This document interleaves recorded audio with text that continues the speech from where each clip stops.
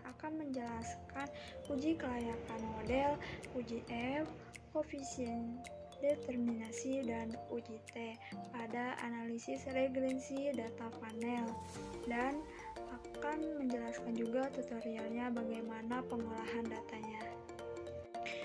Uji kelayakan model atau biasa dikenal dengan uji F.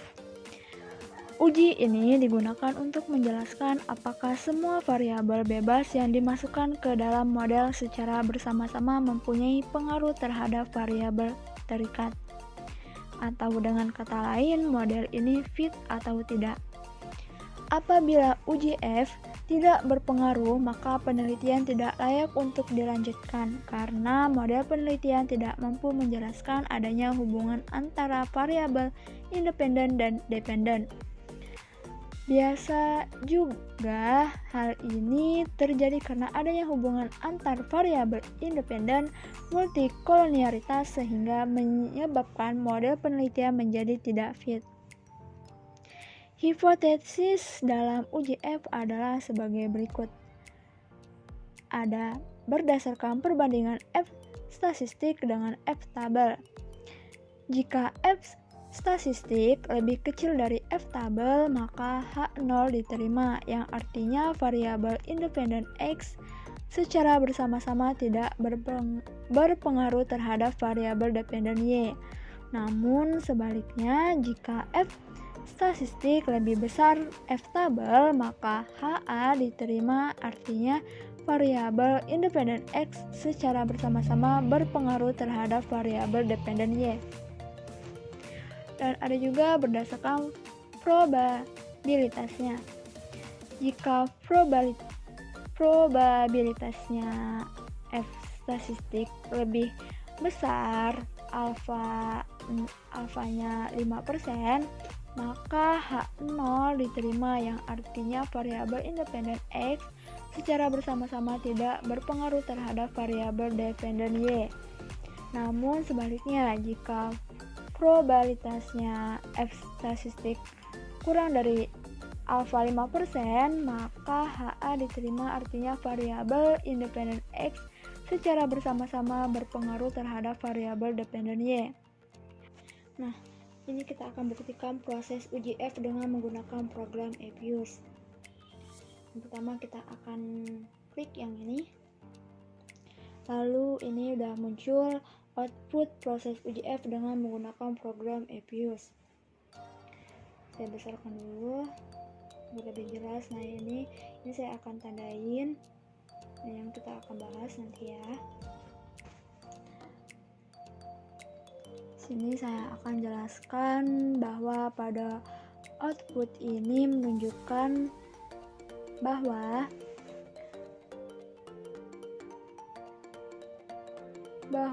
nilai F statistik sebesar 7,562400. F tabel sama dengan tingkat alfa 5%. Didapat nilai T tabel sebesar 2,45583. Maka F statistik lebih besar dari F tabel. Nilai probabilitasnya kurang dari 5%.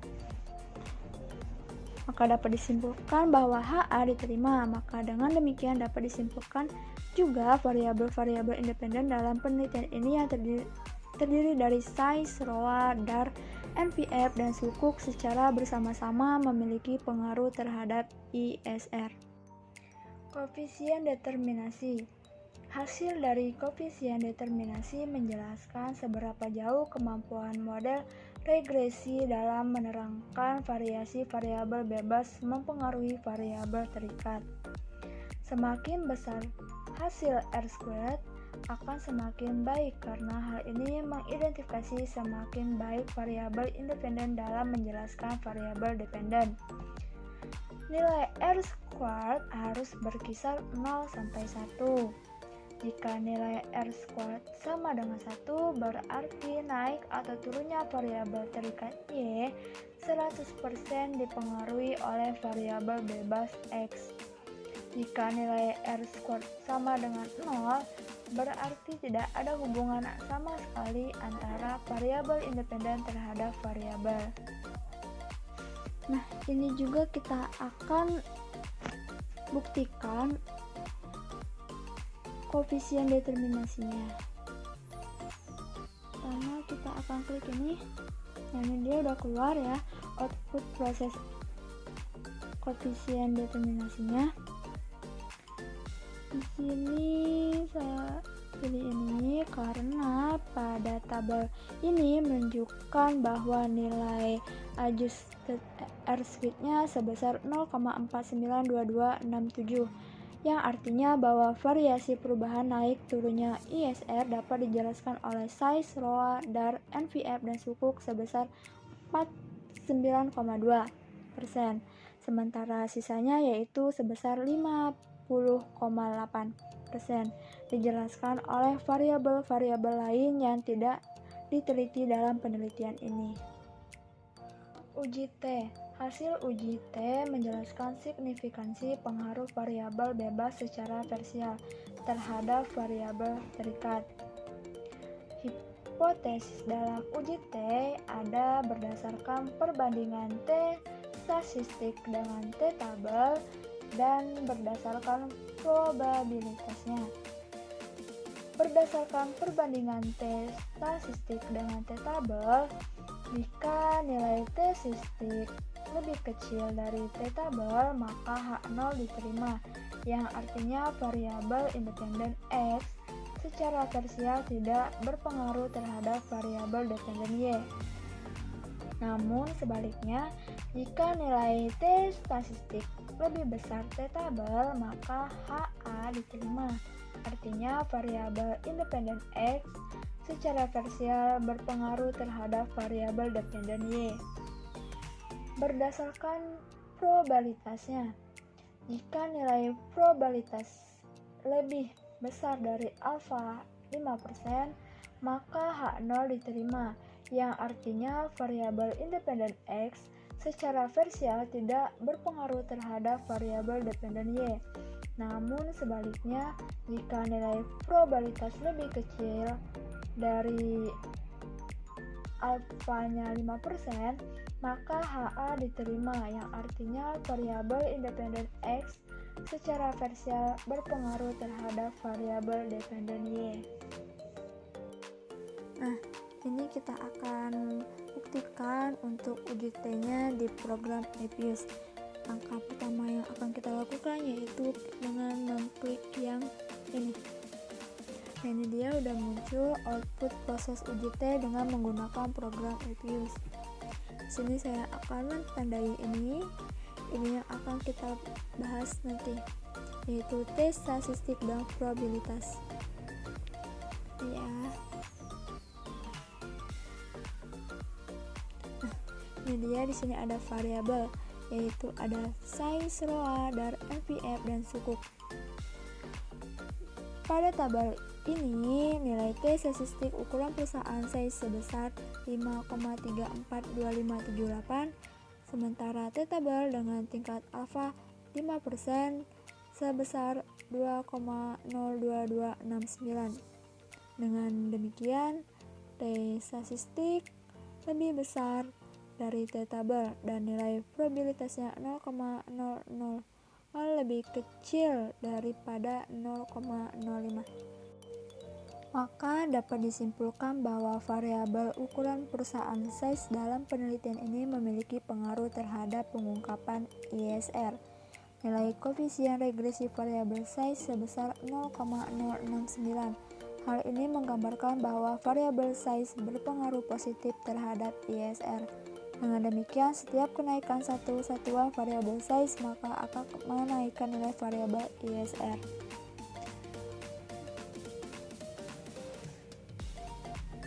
Ini bisa dilihat di tabelnya ya teman-teman.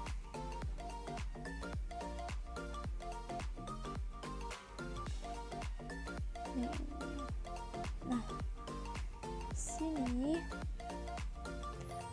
ada nilai T statistik ROA sebesar ini, sementara T tabel dengan tingkat alfa 5% sebesar ini. Dengan demikian, T statistik bawah lebih kecil dari T tabel dan nilai probabilitasnya 0,3746 lebih besar dari 0,05 atau 5%. Nah, di sini ada nilai T statistik DAR sebesar ini dan T tabel dengan tingkat alfa 5% sebesar ini. Dengan demikian, T statistik DAR lebih kecil dari T tabel dan nilai probabilitasnya 0,1672 lebih besar dari 0,05. Disimpulkan bahwa variabel DAR dalam penelitian ini tidak memiliki pengaruh terhadap pengungkapan ISR. Nah, di sini nilai T statistik NVF yaitu sebesar ini. Dan T tabel dengan tingkat alfa 5% sebesar ini. Dengan demikian, T statistik NVF lebih besar dari T tabel dan nilai probabilitasnya 0,0227 lebih kecil dari 0,05.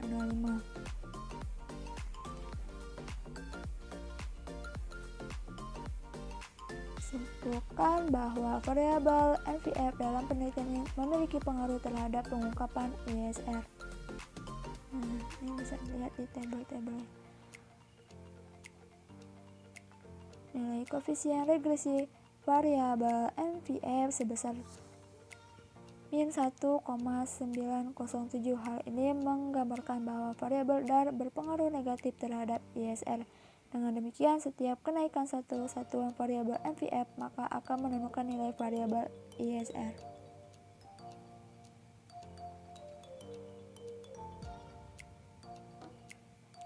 Bisa dilihat di tabelnya ya teman-teman. Nah, lalu di sini ada T statistik sukuk yaitu sebesar ini dan T tabelnya dengan tingkat alfa 5% sebesar ini. Demikian, T statistik sukuk lebih kecil dari T tabel dan nilai probabilitasnya 0,7013 lebih besar dari 0,05. Maka dapat disimpulkan bahwa variabel penerbitan sukuk dalam penelitian ini tidak memiliki pengaruh terhadap pengungkapan ISR. Sekian penjelasan dan tutorial dari saya tentang uji kelayakan model, koefisien determinasi, dan uji T pada analisis regresi data panel. Semoga apa yang saya share ini bisa bermanfaat untuk semuanya. Sekian dan terima kasih.